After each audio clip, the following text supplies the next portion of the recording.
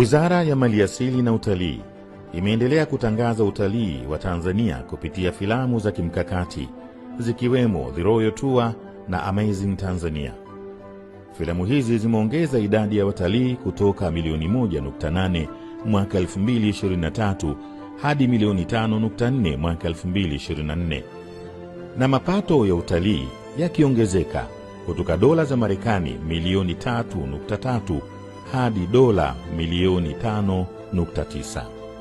Vilevile Tanzania imetambulika zaidi kimataifa na kuweza kupata tuzo za World Travel Awards WTA pamoja na Africa's Leading Destination 2024, World's Leading Safari Destination 2024 na hifadhi ya taifa Serengeti kuendelea kuwa bora duniani kwa miaka 6 mfululizo. Mlima Kilimanjaro pia umejizolea sifa kubwa kwa kushinda African Leading Tourism Attraction 2024, huku bodi ya utalii ikishinda Africa's Leading Tourism Board.